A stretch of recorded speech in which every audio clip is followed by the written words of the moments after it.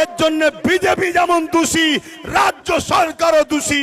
কেন তুমি 90,000 অফিসার দিলে?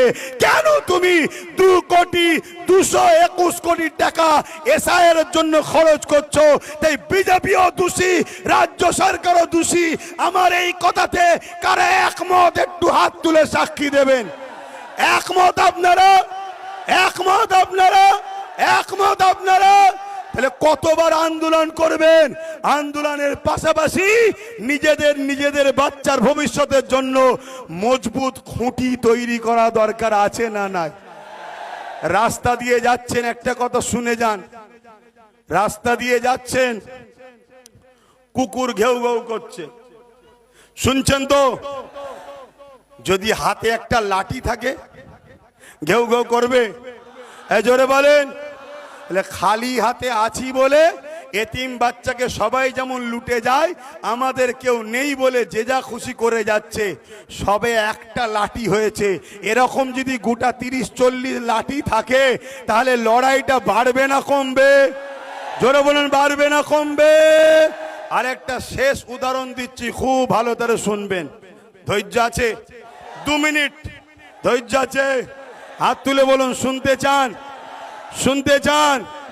মন দিয়ে শোনেন, মা বোনেরাও শুনবেন। 1000 টাকায় বাচ্চার ভবিষ্যৎ বিক্রি করে দিয়েছেন মায়েরা।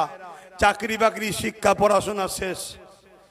ভুল করেছেন মা, সময় এখনো আছে, যদি মনে হয় পরিবর্তন হন। শোনেন মন দিয়ে। একটা কুকুর একটা খরগোশকে তাড়া করেছে।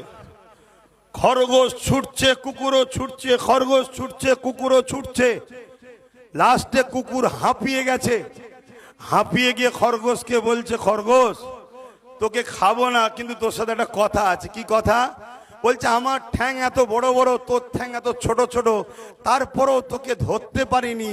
কি ব্যাপার বলতে কি? খরগোশ বলছে, মন দিয়ে শুনবেন। খরগোশ বলছে আমি ছুটি নিজের বাঁচার জন্যে, আর তুই ছুটিস মালিকেরকে খুশি করার জন্য। তুই ছুটিস মালিককে খুশি করার জন্য, আর আমি ছুটি নিজে বাঁচার জন্যে। আপনাদের বলবো, ছোট পা হতে পারে, ছোট দল হতে পারে, নিজের জন্য ছুটুন। যদি নিজের জন্য ছুটতে নাও পারেন, বড় পাওয়ালা কুকুরের মতো ছুটে লাভ নাই। সারা জীবন ছুটো, ধরতে পারবেন না আপনি কাউকে। অতএব নিজের পায়ে দাঁড়ান, নিজের কথা ভাবুন। মনে রাখবেন, লোহা না হলে লোহা কাটা যায় না, মুফতি না হলে মুফতির বিরুদ্ধে ফতোয়া দেওয়া যায় না, পীর না হলে পীরের বিরুদ্ধে কথা